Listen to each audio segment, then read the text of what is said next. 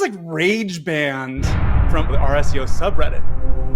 My guest today is Torin Huff. He's the guy who actually asked the question that ultimately got me banned. I'm not going to lie. Like when I first did it, you first reached out. I was like, there's no way he's fake. This is too good to be true. Before I introduce my guest, I got to give you a little backstory. Ultimately, the moderator was like, you didn't answer the question right. You're banned for life. He also deleted every post and comment that I've ever made in RSEO, and I've been active in there for like 11 years. So it's kind of crazy. Torin happens to be launching a brand new agency. He's really into local SEO. So we're going to talk about that afterwards. But first, we're going to like diagnose like what really went wrong. Thanks for coming, Torin. Yeah, thank you for having me. So let's reenact this thing. Yeah. I have kind of like this where I got banned thing, but ultimately you said, well, why don't you say what you're looking for? Like explain what you're... So I was just looking for like the best content optimization platform. Like I know that Surfer is a thing. I found out about Rival Flow through this, but I know that there's software out there that really just helps you analyze what's going on in the SERPs and try and optimize the content. And the reason I was asking was when you work with content writers, a lot of times they don't have direction. And a lot of these platforms provide that direction. So I kind of wanted to see what other SEO specialists and analysts felt was the best platform to use. Right. So I kind of like am more of a lurker. I don't necessarily post that much, but I read RSEO, RPPC, like big SEO. I read these things basically every day to kind of like, empathize with the community and like ultimately build products that solve people's problems.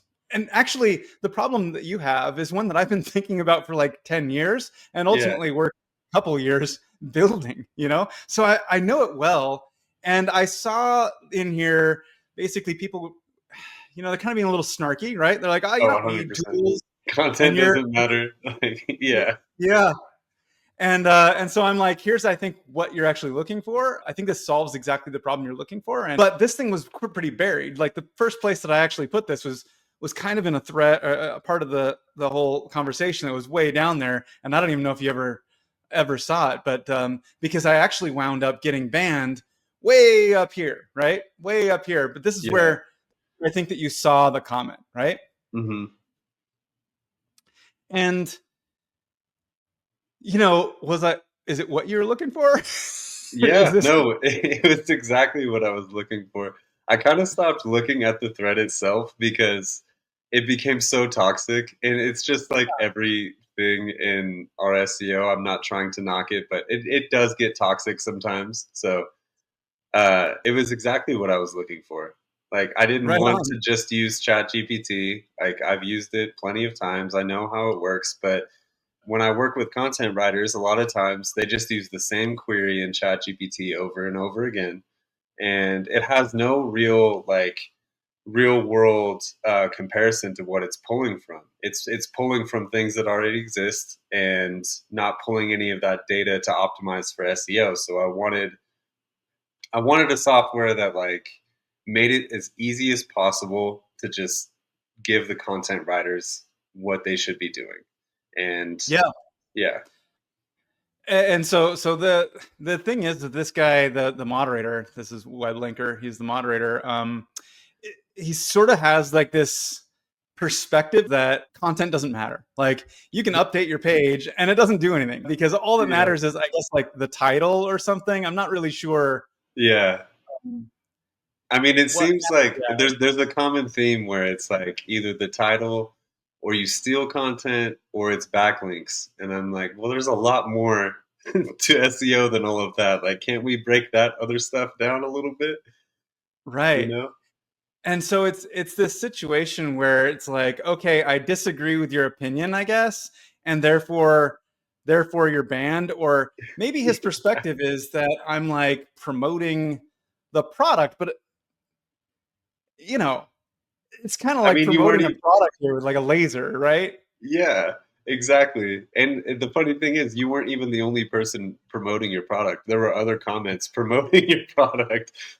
Absolutely. Yeah, totally. I have FFT thing that like just shows me if anybody is mentioning like SpyFu or rival flow. And very often it's a question that people have, about our data or how things work. I feel like any community, it's kind of what you want, the CEO swooping in and answering the question, especially when it's like technical or sort of precise. I don't feel like there's actually a better thing for a community. Not only that, like it's harmless what you're doing. You're just promoting your product. And as SEOs, what we're doing all the time is testing. So if you promote your product, we'll just go test it. And if you don't like it, you don't like it. Like there's no harm in you saying that Rival Flow is the best thing for it. And me, the person that originally made the post, listening to that, checking it out, and maybe I didn't like it. I end up loving it, but you know what I mean? Like, what's the harm in just putting it out there? I sort of empathize with this issue that moderators need to solve, but it's like this guy is solving it in a really haphazard. It's full of typos. Like, no offense, I'm just saying, if you're going to ban somebody, think about it for a second, and determine whether or not it really makes sense, rather than like banning and then trying to like go back through and justify your reasoning. I can't believe that he actually removed every post that I ever made. That's the thing too, is it's not even just like, okay, so maybe you put your product in on my post and we're going to remove that because we don't want product placement or something. Like that's okay, fine. If that's your reasoning, fine. But to go through your history and then remove everything is just wild. I don't actually know if you know the history of this, but this subreddit was sort of hijacked by like this group of like sort of rogue mods. You can actually see the subreddits they have. They're like really into like silver, investing in like coins or something, and they take these over. And so check this out. So this is like about a year ago that they took it over. What happens is I did not see this actually. Isn't that nuts? That is nuts.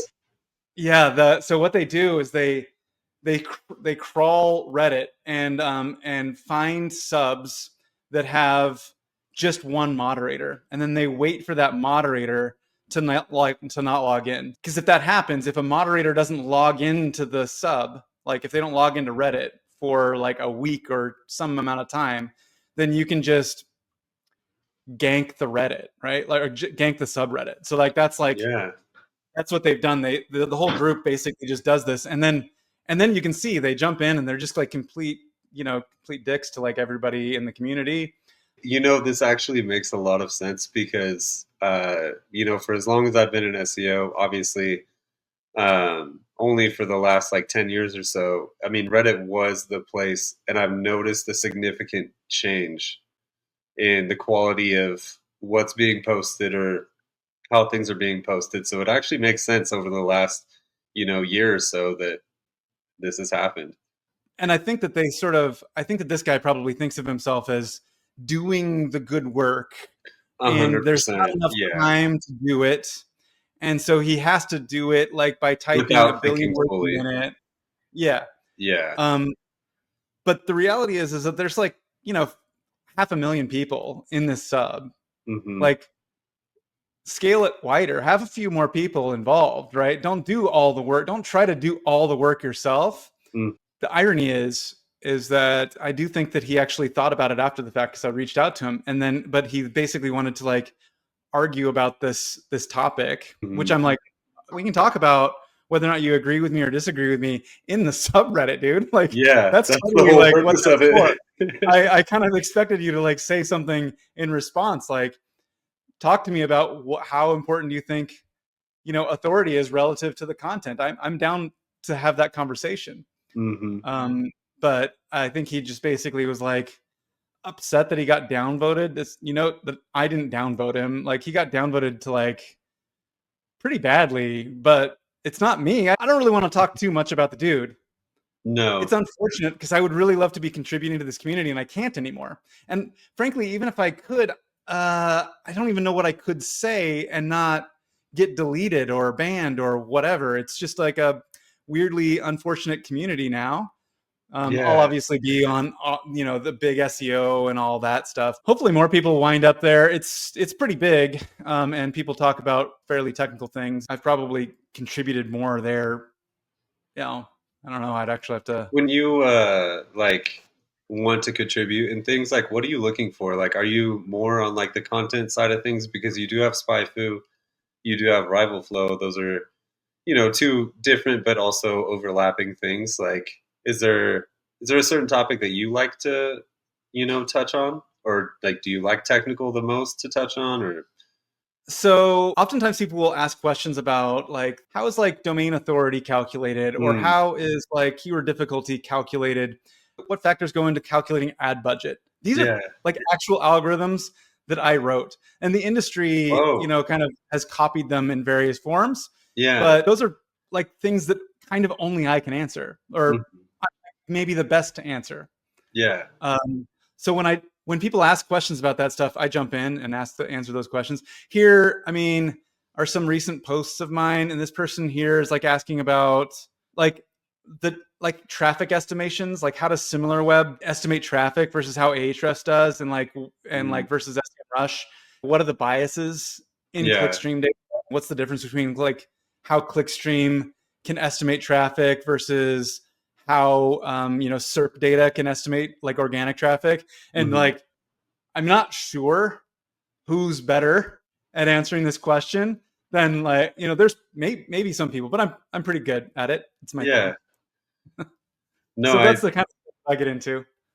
No, that's awesome. This gets into, your background a little bit. So I'm just curious, like, what is there an industry or a type of SEO that got you into looking into this stuff? Because if you look at I always view it as like three peers, like e-commerce, national or international, and local. Like, is there one that you find intrigues you the most and like you want the data from the most? Because I feel like they all operate so differently. I think that my motivation in the beginning, like right, so like I launched SpyFu in 2005 via Goog Spy and 2007 via SpyFu. Like I've been doing it for a pretty long time. Oh, But you've like been I through all the updates and everything. Yeah. everything, dude. Yeah, like and interestingly, yeah, like all the updates. Like caffeine is our first update, like that's in our I thought it was just really interesting to be able to understand the profit model and basically understand a lot about a lot of businesses on the entire internet. Like what kind of traffic are they getting? How much are they spending on ads? What's profitable for people? Like what are they doing that's winning, that can possibly be that we can level the playing field for, you know, small businesses and entrepreneurs. Those are my people at the end of Mhm. the day, is the people that are like staying up late, working hard over the weekend, pulling themselves up by the bootstraps. Kind of like you're talking about like launching your new agency. You got this website that you're about to launch, and I want to enable that kind of thing, that kind of Mhm. growth, that 0 to 1 type of thing. We look at the people that have been successful and we reverse engineer what's been successful for them and make it something that you can execute on yourself, making it so that people can pull themselves up at the bootstraps. That's my thing. That's awesome. And I couldn't agree more. Like, my favorite thing about SEO is reverse engineering whatever a successful website is doing. Uh, Mm-hmm. you just look into it, you see what's going on, how can you implement it, how can you do it in a different way. I love that. I think the differences between Rival and Surfer, I actually really like. Oh, I thanks. Yeah, I I loved Surfer when, I've worked at agencies in the past. It worked for what it did, Mm-hmm. but it seems like Rival is very much more in tune with what's happening now. Surfer, I thought was like best of breed pre LLM, right? Surfer is like about keyword density optimization, right? They're basically saying add these keywords, add this number of keywords. It's but in the long run, in the grand scheme, in the 2 to 3 to 4 year scheme, it's pretty possible, likely, I think, that kind of sort of keyword stuffing 2.0, I don't think it lasts. You right? need to just be answering questions, is my personal opinion. You need Mm-hmm. to, I mean, and I think Google has always kind of been on this path. We always, knock it for certain things that they do, but it's always been about the user and trying to get them what they want. And nowadays, if you hang out with people, you look at their phone and see what they're searching and things, like they want answers to questions or like quick responses and things, and you need to be able to provide that. That's actually what I was talking to this guy about, right? Local businesses, like we're talking about like a lawyer here. Hmm. And the idea is that when you own the business, you know so much about your topic. You know so much about your subject matter. The lawyer that knows everything, they've been doing probate law for 20 years. They know the ins and outs, everything about probate law, all the technical details, but they forget to answer like what is probate law, right? And that's actually Yeah, literally what I have a right here. great question to answer. you know Yeah. yes, yeah. And the one thing that people forget, so it's like you look at the competitor that's outranking you, and if your Mhm. competitor that's outranking you is answering that question, oh, Yeah, there, there's your cursive knowledge gap. We just fill it in. You don't even need to write that. It's not a complicated thought yeah. leadership question, but it is a question that your users, your customers have. Mm, That's what ultimately what Rival Flow does. I don't think that there's any way that doing that in the long run can harm anybody ever. Like I would no. give this to my best friend, to my mom, to my sister. I literally do. My sister uses it for her site, like, and I'm like, Yeah. just let it. It's going to work for you, right? Well, I think And I think one of the biggest things, and I'm sorry if I overstep into my opinions on the SEO industry, but like you're future no, proofing. Like I think a lot of times we get so caught up in the moment, which keyword stuffing is a great example of that. That was the biggest thing at one point in time. There was a yeah, time when you could actually like hide keywords in the footer or something and get hmm, away with like a bunch of stuff. Now it's really just answer the question. Like it doesn't matter how long your page is. Like make sure, because Google's going to pull the snippets up now. They're going to use Gemini. Um, yeah, they're going to pull things up. So like for me, when I work with like home services, let's say I'm working with a plumber and yeah, they're talking about like sewer line replacement. Like answer basic questions about it on the page. Yeah, maybe the page turns into 1,200 words, and it seems too long, but that's not the way that people are using the websites anymore. So have the content on the page, answer the question, have the keywords, of course, but like, oh no, totally, I agree. It's relatively difficult to tell the difference between like an LLM, like talking to ChatGPT and talking to a human. Like, yeah, and like is basically Google's technology. That stuff is going to get, like they're way interpreting the better. stuff in a way that's near human. I mean, it's Hmm. indecipherable really from a human. You really just need to build the stuff for people. You Yeah, know, you can't always. stuff things. You Yeah, can't hack IDF. It's not a long-term strategy. That's not going to work. You can't rely on just hacking the links in either. In the long run, it's more about your authority is going to come from like mentions of your brand and context and so on. it evolved into a game you could hack, and now it's going back to where it's all about the brand and the user experience and like actually being authentic, which I actually really like. I know Yeah, that AI gets it wrong sometimes, but I think it's better for the user at the end of the day. absolutely. Yeah, I mean, because there's a lot of things you don't have time to do. It's time consuming to serve every single user perfectly, Yeah, but it's possible to serve every user perfectly, meet them exactly where they are in their journey. That's yeah, actually kind of what AI does. You can exactly. And start talking to it at your level. And that's why I thought some of the comments were so funny because they're like, "Don't use AI. A human is always better." I'm like, am I really gonna get this like lawyer business owner to write articles for me? No, they're busy. They're doing a lot of things. Like I do need help. Yeah. It made me think that maybe AI moderators might be like Better in a way. it's an interesting place to be. The thing that brings me a lot of joy, the reason that I do what I do is to be able to like solve to like make money for people, right? Make them have a better life one way or another. And I know Hmm. we were talking in the pre-show about how like that's your passion too. You want to like know the people, Yeah, you know, that you're exactly. helping. And Yeah, that's why you like the local. I've worked in agencies for a long time, and I'm not going to knock agencies or talk down about them or anything like that. But like, it became a thing where you're always talking about, you know, organic traffic growth, and that can be from blogs or from anything, and you're always making excuses for yourself. I just love the conversations I always have with the business owners, and sometimes I don't even want to report. I just want to know what the health of the business is. How do we generate more revenue for you? Because that's what you care about. From a business owner's perspective, I know that they're investing money in SEO, and so they expect results quick. Obviously, that doesn't always happen.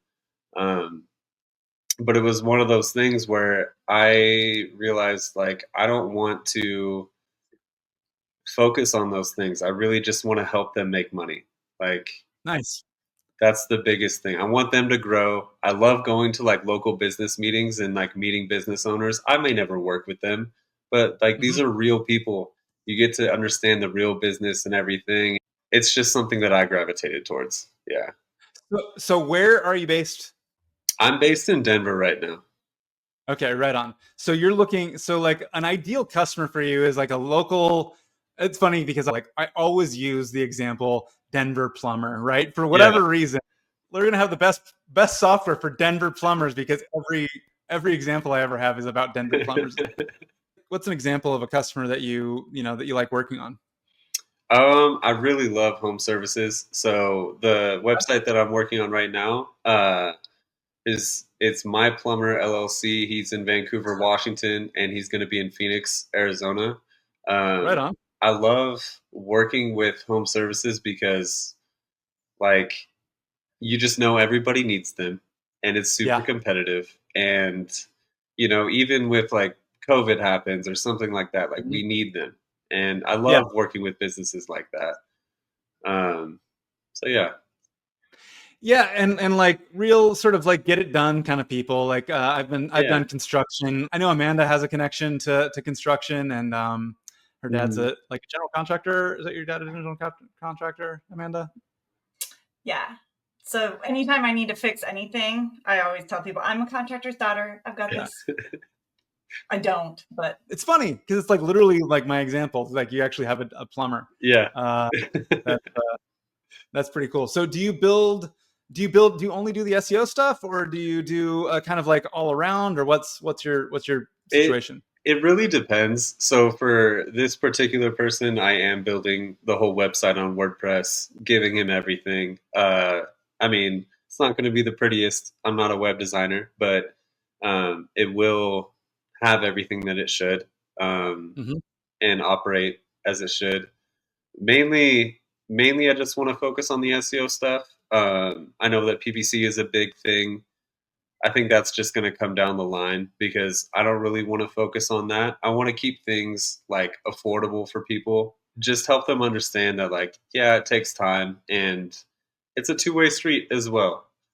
But especially with local businesses, like you also need to be taking pictures of things you're doing or getting reviews. I can obviously set you up with review generation or do posts, but it's a two-way street, and I really love that about the local business thing because you can actually have a real conversation and be like, all right, how are we going to grow? And then they might even bring up physical marketing or something, and we can have a conversation about that. I might not offer that, but I I love the conversation about it. So I think for my business, it's going to be SEO heavy, at least in the beginning. That's a great point about the pictures. I feel like the quality of those pictures matters, like Hmm. especially for finish work people, right? If you're looking for a painter or if you're looking for a drywall person or a tile in particular, it's like your portfolio. Like it's like when you're hiring a designer, if you're hiring somebody that's doing finish work, treat their pictures as a portfolio. That is like Mm. that hot tip of the day, right? Like, I mean, I did a case study, and I've also talked with Google reps. Like, if you have over 50 pictures, you actually move up, which is a real thing. And like, just take pictures, take good pictures, like you said. But um, the GBP is super important. I hate that that's kind of like the biggest thing when it comes to local business, just because I do want like the organic results as well, and I want people to click mhm. on the website. And I know that a lot of times it's just in maps or something. Take good pictures, get your reviews. that's kind of the beauty of it, is trying to grow that part of it too. And do you do like outreach on their behalf, or do you help them I figure out how to get reviews? I do help them figure out how to get reviews. I'll do like review generation, like automated texts and things. My biggest thing for outreach as far as like backlinks and stuff will always be directories and just building that portfolio, the local directories and all of that stuff. It is sometimes a little bit difficult with, Google is very hyper focused on your location. So Mhm. sometimes a business wants to, reach somebody that's 30 miles away. And it's like, okay, well, how do we do that? And that's a Yeah. fun game to play too. A lot of times you have to do that through organic search and stuff like that. But yeah. One thing that I wanted to call attention to from our pre-show is you're launching this new agency. Mm. It's called lunalocalmarketing.com, right? Yeah. And I was like, well, why isn't it live? Why isn't it live now? Because you're like, I have the website done. Yeah. But I'm working for this client and I don't want to put him second. I don't want him to feel like I'm putting him second. And I was like, Mhm. this is a good dude. Torin's a good dude. I think that like business owners would love to work with you, honestly. Just knowing you for a bit. I I hope so. mean, I had a local business, I'd be like, I'm gonna work with this guy, honestly. I hope so. Thank you. That's really nice. Yeah. So listen, guys, I'm gonna make sure that Torin has free access to both SpyFu and RivalFlow. He's going to be able to make these improvements to your site that we're talking about. But I actually think that you should check out his call him up if you're in Denver. If you're not in Denver, call him up anyway. Okay, here's a question for you. What do you actually think? What's your professional opinion? What do you think a link from Reddit is worth these Mm. days? Oh, that changed really recently because Google stopped putting a lot of Reddit stuff. But at the same time, I mean, I think it's worth it. I don't think that there's really any bad links anymore. It's worth it, Oh but no, it's there's no bad link. yeah, there's no Yeah, bad links, but like I wouldn't ever include that in my strategy. Like, oh, we need a link from Reddit. That would be the last thing on my yeah. agenda. Like approximately the value of a no follow forum link, Yeah, right? Or exactly. something where you can basically post something for free on the internet. Yeah, I mean, 100%. it might be that they do something sophisticated, but I suspect not. I mean, I don't think that losing all of my backlinks from Reddit, from our SEO, is going to like tank my site or something. Like, So not really. So, what is your opinion on backlinks and things? Obviously, you probably prefer that they're done organically, but how do you feel about paying for them?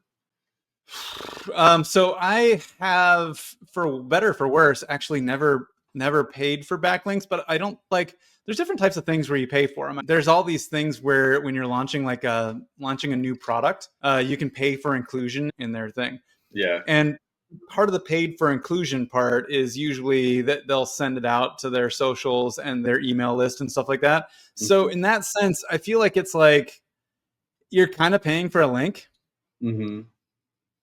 but I don't necessarily think that that link is worth all that much because I think that Google can kind of like determine what's going on there Hmm. and probably give it the value that it's worth. In a weird way, being willing to pay for a listing on something is actually a sign of validation. It means that you're a legit entity willing to pay to list something. So I don't think that it's totally underweighted. I don't really know the Hmm. actual answer. It's never been a part of my strategy ever. Hmm. My strategy is like make free things and tell people about them and Yeah. do it first before anybody else does. Yeah. And and that's kind of like the best thing that I know how to do. No, 100%. And I mean, I could be completely wrong, but like, if you even look at Google's results, I'm going to leave e-commerce out of this because e-commerce is a different animal, but it it does seem like it does not matter how many links are pointing to your site. Sometimes you don't need to have the best link to site from all the best DA to always show up number one. That's not the biggest thing, and that's like when we're talking about Reddit, like that's all anybody wants to talk about. But it's like no, there's a lot more going on, and it's not that. I think that it's about the topical authority. Where is the link coming from and what is the site authoritative about? Yeah, exactly. How often do you play with AI tools? Like DeepSeek just came out. Do you play with it or any of the new Oh, I ones, do, or do dude. you? Yeah, yeah. The end game for Rival Flow is so that it just plugs in to your site, and what we produce is just constantly improving your content and making it better in every way. And in order to get there, every time the AI models improve, it's like, can we use this to improve what our mission is? Mm-hmm. And of course, then there's also like the SpyFu side of things. What can we do with the keyword data? What can we add to the domain information? And that whole spectrum of things combining AI with data. So yeah, dude, I'm all over it. I love living in this town. It's like, It is, it is actually really freaking incredible. yeah. It's so much fun. You think about like those people that like they lived in the same valley for like 10,000 years and went to the same cave and painted their same hands. Mm-hmm. And nothing really changed in these societies. But here we have computers and video games and the internet and like Yeah, iPhones and now AI, dude. I mean, come yeah, on. For better or for worse, we're the luckiest humans that have realistically ever lived. I mean, probably 100%. the best Yeah, planet, you know? it's But isn't insane. it wild? There's still some people that aren't using it regularly. And Mm-hmm. when I hear of those people, I'm like, what? What do you Yeah. mean? Have you used like ChatGPT at like Home Depot? No. It is so smart. It's so good. I've got like literally 30 different types of mortar. I actually know this stuff pretty well, but selecting the exact right kind, ask ChatGPT. I'm in San Diego, right next Yeah. to the beach. I've got this rotted wood, and it's like, here's the exact type of mortar you need for this exact situation. I'm like, there's no way that I could have like flagged somebody down and ever had an actually a better explanation than what I just got. It's Yeah. Incredible. Yeah. yeah, it's a good time to be alive. It really is. I can't even put it into words. No, You have to learn how to relearn how to think. that is Um, true. fundamentally. I'm always down to rely on these new tools, learn about them, play with them, but also just like get out, live real life, talk to people. Yeah, Like, yeah, yeah, yeah, yeah. get that We part were down too. Amanda was listening to our pre-show interview, and when we were talking about like surfing and how it's like kind of mildly spiritual, she's like, Yeah. "Oh, I feel like I'm butting in on something here." I felt like a sister. Like I was watching your guys' friendship date, and I was like, you know, I'm gonna go. Oh, that's awesome. Yeah, it's true though, right? Like you get like this very online thing, Hmm. you know, that can kind of like make you lose touch with humanity. There is a lesson to all this, right? Being overly online and a little bit less Yeah. technically online right now, but we're less online right now, looking at each other in the face. It's probably why you also like that local business thing, right? Exactly, 100%. And that's the way that I always like to approach SEO as well too is, you know, like a lot of times we're stuck in these we want to win the game. There's an algorithm update.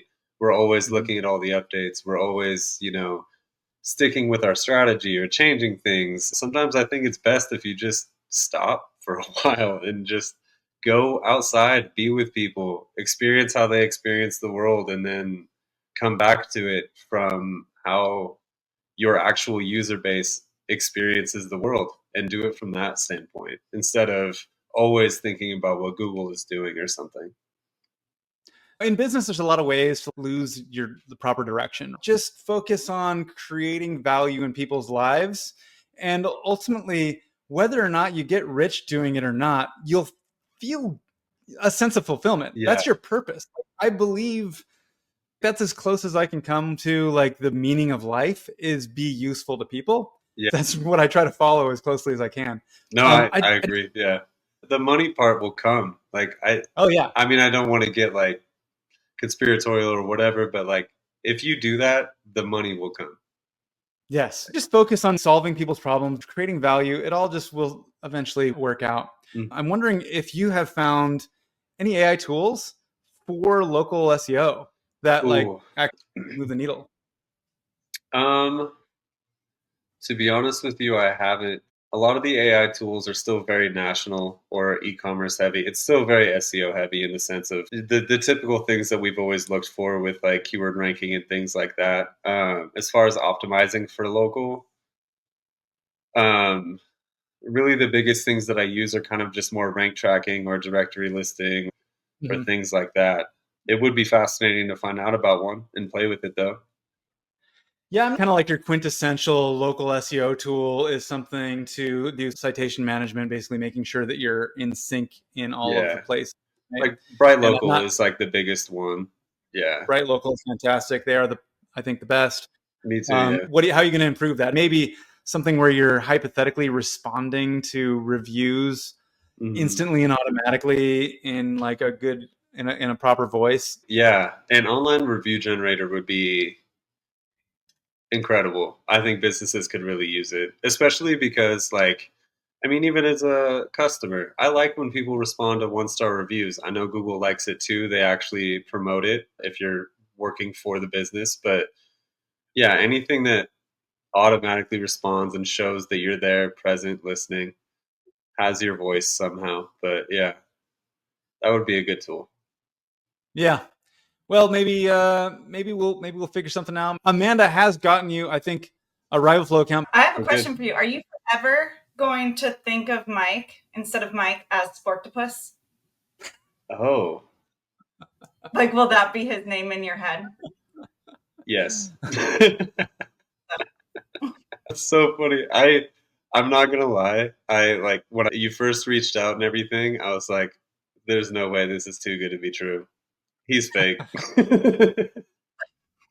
Like, should I be like Spyfu SEO or Mr. I mean, I don't know what I can be now. Like everything's Mm, taken.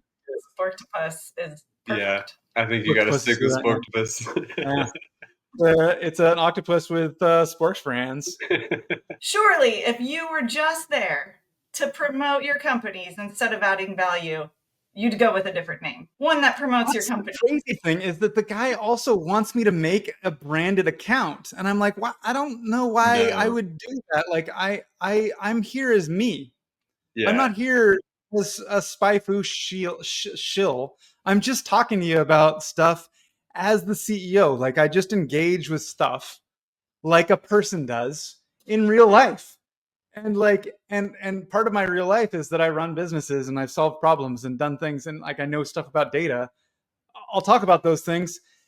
Crazy thing is, I don't think that I've ever dropped a link for anything that's not free. Everything, like you can go to SpyFu and do all the searches for yeah, free. Like it's not, you have to pay like to get deep, but like yeah. it's like the free resource for internet marketers. I think that there is. I mean, beyond like Google Search Console is the best product, or the best. It's the source of truth for everything. But Hmm. I don't know. I will say, Whatever. so it's so cool because SpyFu has been around for how long now? Almost Yeah, 20 years, like 18, 19 years or something. yeah. So I like self got into SEO and everything, and the first company that I worked for was a dental marketing agency. Got into some deep talks with people, and they brought up SpyFu, and that's how I've Right. always known it. Like I didn't know it was a thing. I only knew the main tools, Ahrefs, SEMrush, all that stuff, and then I found out about Yeah. SpyFu. So to be having this conversation is like the coolest thing. Well, thanks so much for showing up. I know we went kind of long. Oh shoot, I have to pick up my son. Terrible father. I got to get out of here. Thanks again. Really Yeah. great conversation.